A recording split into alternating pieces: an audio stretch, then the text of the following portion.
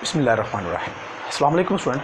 आज की हमारी वीडियो है चैप्टर 7 है, क्लास 9th का एक टॉपिक है इलास्टिसिटी। इलास्टिसिटी होती क्या है स्टूडेंट? इलास्टिसिटी को समझने के लिए सिंपल सी चीज़ है कि इलास्टिक होता है ना, या फिर आप बाज़ार जाते हैं, वहाँ से पेंट ख़रीदते हैं। कुछ पेंट ऐसी होती है जो बैठने में, जीन्स की पेंट अगर है तो बैठने में, चलने में मुश्किल होती है क्योंकि वो सॉलिड होती है। कुछ पेंट ऐसी होती हैं जो इलास्टिक होती है, उसको पकड़ कर खींचे ना तो वो खिंच जाती है। ठीक है, इलास्टिसिटी इसमें होती है, इलास्टिक होती है, वो स्ट्रेचेबल होती है वो। ठीक है, वो जो स्ट्रेचनेस होती है ना किसी ऑब्जेक्ट में, उसको बोल देते हैं इलास्टिसिटी। उसको हम फिजिक्स में इलास्टिसिटी का नाम देते हैं। ठीक हो गया। अब इलास्टिसिटी हम ये कह सकते हैं कि सपोज मेरे पास ये एक मार्कर है, इस पर मैं फोर्स अप्लाई करता हूँ। अब फोर्स अप्लाई करने से ये क्या होता है कि इसके मॉलिक्यूल कंप्रेस होते हैं और ये एक हद तक कंप्रेस होते हैं। अगर मैं इस पर ज़्यादा फोर्स अप्लाई कर दूँ तो ये टूट जाएगा। ठीक है, टूटने से पहले तक ये इसमें इतनी पावर होगी कि ये मेरे अप्लाई की हुई फोर्स को बर्दाश्त करेगा। वो जिसकी बर्दाश्तनेस होती है ना, उसको बोल देते हैं इलास्टिसिटी। ठीक हो गया। तो इलास्टिसिटी को हम कैसे डिफाइन करेंगे? इलास्टिसिटी हमारे पास एक प्रॉपर्टी होती है, इसको कहते हैं, ये प्रॉपर्टी होती है, एक प्रॉपर्टी ऑफ एन ऑब्जेक्ट, ये किसी ऑब्जेक्ट की प्रॉपर्टी होती है।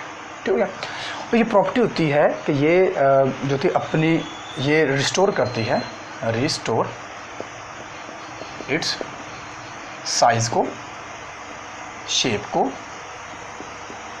और वॉल्यूम को। ठीक है, आफ्टर रिमूविंग फोर्स।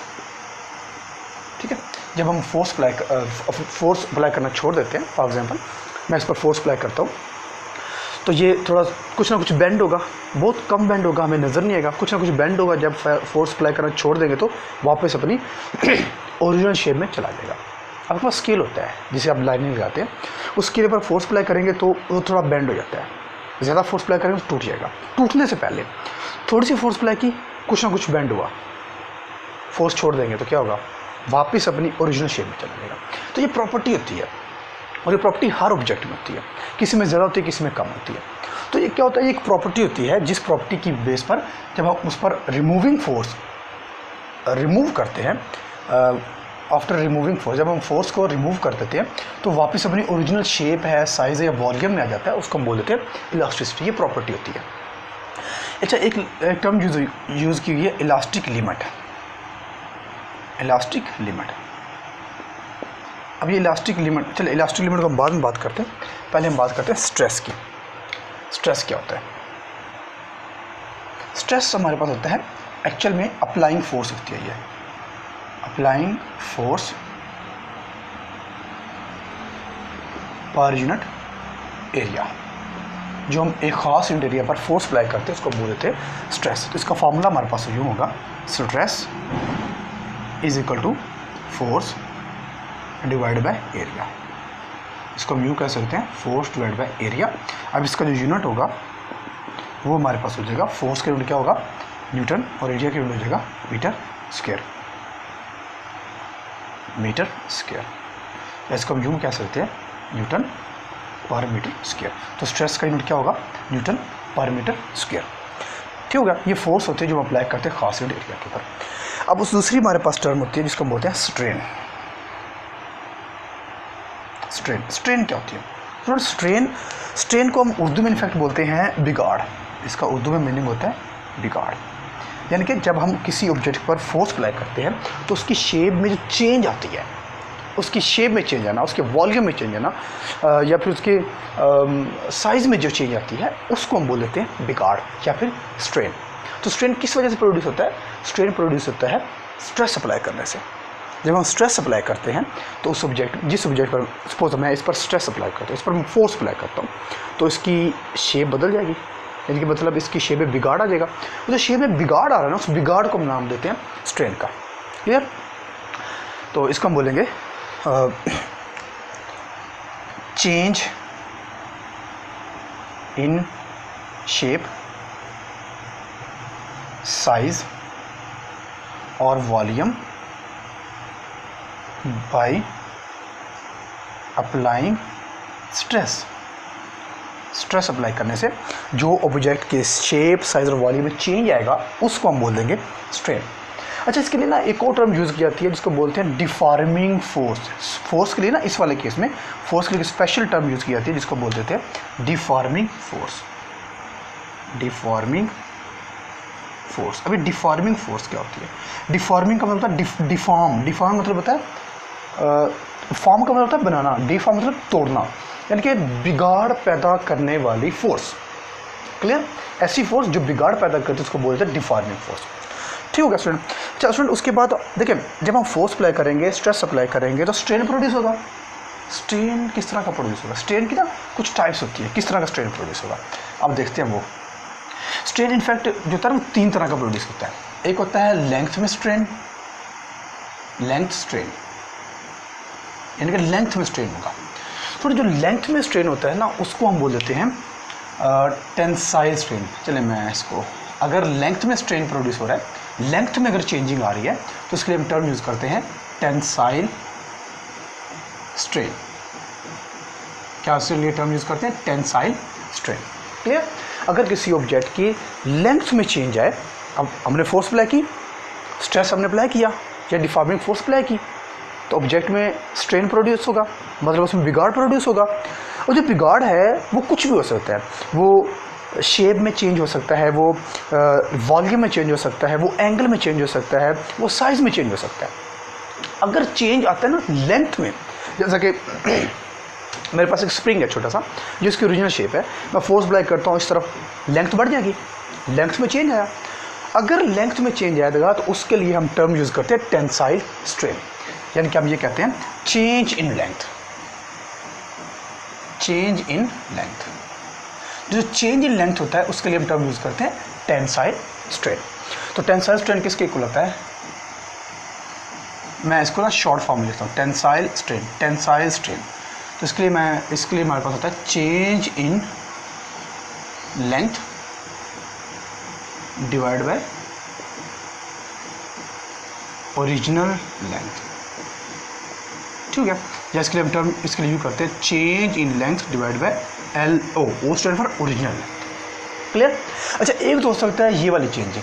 अब और चेंजिंग क्या हो सकती है? अब जो हम और चेंजिंग पढ़ने के लिए जा रहे हैं वो आपकी बुक में मेंशन नहीं है, बट आपको इल्म होना चाहिए, आपको इसके बारे में इंफॉर्मेशन होनी चाहिए।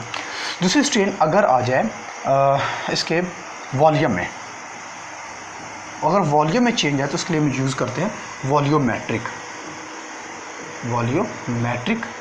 स्ट्रेन। ठीक है, तो वॉल्यूमेट्रिक स्ट्रेन है, तो वॉल्यूमेट्रिक स्ट्रेन होगी हमारे पास वॉल्यूम में चेंज, तो हम इसको कहेंगे वॉल्यूमेट्रिक स्ट्रेन। यही वॉल्यूमेट्रिक स्ट्रेन मैं शॉर्ट में लिख रहा हूँ, वो हमारे पास क्या हो जाएगा? Change in volume divide by original volume. ठीक हो गया? एक और हमारे पास होती है, वो होती है शीयर स्ट्रेन। शीयर स्ट्रेन, अब शीयर स्ट्रेन क्या होगी? शीयर जो स्ट्रेन होती है ना वो होती है इनफैक्ट एंगल में, चेंज इन एंगल। यहाँ पर यूज किया है अल्फ़ा। अल्फ़ा मतलब एंगल होता है, change in angle divide by original angle. ठीक है, तो ये तीसरी इसकी होती है। ये खैर हमारे टॉपिक में ये नहीं है, लेकिन आपको इसके बारे में आइडिया होना चाहिए कि जब हम स्ट्रेस अप्लाई करते हैं तो कोई भी चेंज हो सकती है, लेंथ में चेंज हो सकती है, वॉल्यूम में चेंज हो सकती है, या फिर शेयर चेंज हो सकती है, यानी कि एंगल में शेयर स्ट्रेन मतलब एंगल में चेंज हो सकता है।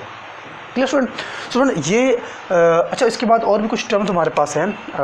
अब जगह नहीं है, मैं इसको ना रेज़ कर देता हूँ, कि इस वाले को मैं रेज़ कर देता हूँ। ठीक है,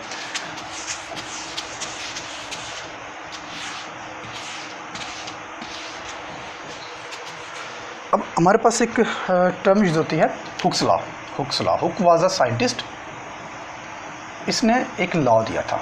अब हुक्स ने ये कहा था कि जितना हम स्ट्रेस अप्लाई करते हैं जितना हम किसी ऑब्जेक्ट पर स्ट्रेस अप्लाई करते हैं, जितनी हम किसी ऑब्जेक्ट पर फोर्स अप्लाई करते हैं, उसमें बिगाड़ उतना ही ज़्यादा प्रोड्यूस होगा। ठीक है, सपोज़ हमारे पास स्प्रिंग है, मैं इस पर पहले कम फोर्स लगाता हूँ तो इसकी लेंथ कम चेंज होगी, ज़्यादा फोर्स लगाता हूँ तो ज़्यादा चेंज होगी, और ज़्यादा फोर्स लगाता हूँ तो और ज़्यादा चेंज होगी। मतलब जितनी ज़्यादा हम फोर्स अप्लाई करेंगे स्ट्रेन उतना ज़्यादा होगा। जितना ज़्यादा स्ट्रेस अप्लाई करेंगे स्ट्रेन उतना ज़्यादा होगा। जितनी ज़्यादा फोर्स अप्लाई करेंगे चेंज उतनी ज़्यादा आएगी। तो हुक्स ने कहा था कि जितनी ज़्यादा स्ट्रेस अप्लाई करेंगे स्ट्रेन उतना ज़्यादा होगी। तो इसमें इसको हम यूँ भी लिख सकते हैं, स्ट्रेस इक्वल कोई भी कांस्टेंट वैल्यू कोई भी हो सकती है और मल्टीप्लाई यही स्ट्रेन। तो ये हमारे पास आ जाएगा स्ट्रेस डिवाइडेड बाय स्ट्रेन इधर मल्टीप्लाई हो रहा है, इधर आकर डिवाइड हो जाएगा, is equal to constant. Friends ये हमारे पास है stress divided by strain is equal to constant, this is called Hooke's law. ठीक है, अगर आपसे एमसीक्यूज में पूछा जाए ना व्हाट इज हुक्स लॉ, तो आपने सिंपल कहना है stress divided by strain is equal to constant is called Hooke's law. ये मैं बताता क्या है, ये बताता है कि जितना ज़्यादा स्ट्रेस अप्लाई करेंगे स्ट्रेन उतनी ज़्यादा प्रोड्यूस होगी। क्लियर। उसके बाद एक और टर्म हमारे पास यूज़ हो रही है जो कि होती है इलास्टिक लिमिट। इलास्टिक लिमिट, अब इलास्टिक लिमिट क्या होती है? लिमिट हद है एक इलास्टिक की, यानी कि हर ऑब्जेक्ट की ना इलास्टिक एक लिमिट होती है। फॉर एग्जांपल स्प्रिंग की एग्जांपल ले लेते हैं, फोर्स अप्लाई करते हैं स्ट्रेच हो जाता है, और फोर्स और स्ट्रेच हो जाता है, और फोर्स अप्लाई करते हैं और स्ट्रेच हो जाता है। इसकी एक लिमिट है यार, और ज़्यादा फोर्स अप्लाई करेंगे ना स्ट्रेच हो जाएगा, छोड़ेंगे तो वापस नहीं आएगा, ख़राब हो जाएगा।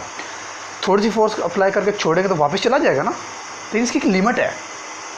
फोर्स ज़्यादा अप्लाई कर देंगे ना, छोड़ेंगे वापस आ ही नहीं पाएगा, परमानेंटली डिफॉर्म हो जाएगा, परमानेंटली स्ट्रेन प्रोड्यूस हो जाएगा, परमानेंटली ख़राब हो जाएगा, उसकी शक्ल ख़राब हो जाएगी। हर एक चीज़ की एक लिमिट होती है। एक गुस्सा है ना, उसकी लिमिट होती है, मोहब्बत है एक लिमिट होती है, हर एक चीज़ की बर्दाश्त की लिमिट होती है। ठीक है, तो इस तरह जो इलास्टिसिटी होती है ना उसकी भी एक लिमिट होती है। अगर उसकी बर्दाश्त से ज़्यादा फोर्स अप्लाई कर देंगे ना तो ऑब्जेक्ट परमानेंटली डिफॉर्म हो जाएगा, ख़राब हो जाएगा। तो इलास्टिक लिमिट क्या होती है? ये एक लिमिट होती है जिस पर हम फोर्स अप्लाई करें, फोर्स जब रिमूव करें तो वो वापस आ जाए। मैक्सिमम वो वैल्यू होती है कि जब हम फोर्स अप्लाई करें तो वापस आ जाए, उसको हम बोल देंगे इलास्टिक लिमिट। क्लियर। तो ये था आज का हमारा टॉपिक, इलास्टिसिटी क्या होती है, फिर इलास्टिसिटी में बड़ा स्ट्रेस क्या होता है, स्ट्रेन क्या होती है, और हुक्स लॉ क्या होता है, और जो स्ट्रेन प्रोड्यूस होता है बाय अप्लाइंग स्ट्रेस, वो जो स्ट्रेन प्रोड्यूस होता है वो कितने टाइप का होता है, वो आपने पढ़ा है 3 टाइप्स का होता है। लेकिन हमारी बुक के अंदर 9th के ऊपर सिर्फ लेंथ वाला टेंसाइल है, यानी कि टेंसाइल स्ट्रेन है। ये दोनों बुक के अंदर नहीं है, ये for your general information. Clear student.